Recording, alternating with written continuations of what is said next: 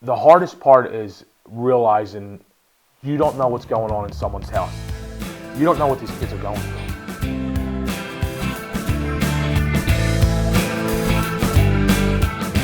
That's one of the principles the Fellowship House was built on, you know, to help the less fortunate, you know, from all different races, different schools, you know, different, you know, economic situations. There is no individuals, and you know, it's great to see that there, you know, there's no borders. I started, like I said, about 25 years ago working here, and I couldn't wait to, you know, like I said, I grew up here. I spent more time here than probably at my own house.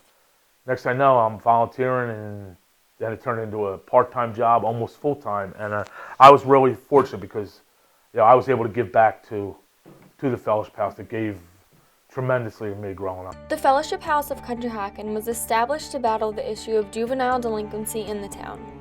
It provided a safe place for children to go after school and on weekends. It gave children opportunities they would not be able to have on their parents' income alone. The Fellowship House has always held a focus on helping lower-income families afford safe programs for their children. Now, the Community Center at the Fellowship House holds programs like before and after school care and summer camp. These programs allow children to develop socially by learning how to interact with children in their own age in a social setting. Now you have more double parents working, so you know kids start getting here at 7 o'clock in the morning. They catch the bus for school from here.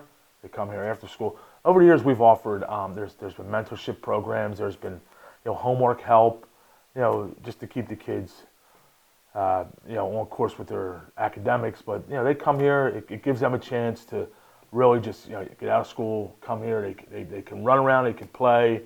Make all the noise they want and get all that frustration or everything that's been pent up from being in school all day. There are kids that I had worked with, that I would see beforehand, like would just have complete breakdowns, all the time, didn't know how to act around other people, didn't know how to act in school, were constantly getting in trouble in school, but by being involved with things outside of the home and things like that after school, gave them a sense of purpose, helped them feel better about themselves, helped them learn to interact with other people, and really just, it gave them so much self-worth, which in turn, teachers could see differences, could see them being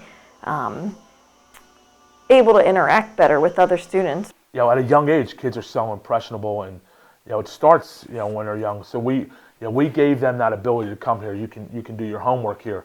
You can learn how to use a computer here.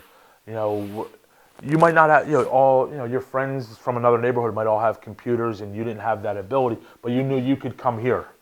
And you could sit down at a computer and you could do your homework, you could learn. I've seen kids who aren't involved with things, and I think unfortunately the kids who aren't involved with things have time on their hands to get into more trouble, more opportunities than to be dropping out of school because they don't feel there's a purpose for them, to be in school, and not, and to also, because like I said earlier, these low-income families and these families that had severe trauma, I think that a lot of them aren't being taught at home how to regulate their emotions and how to act. But by being involved with social activities, it really helps them learn and shows them how they can positively interact with other people. It can be such a difference. You see a change in them, because they're being told, you're doing a great job. They're seeing that they can interact with other people, and then it's showing them, oh, okay,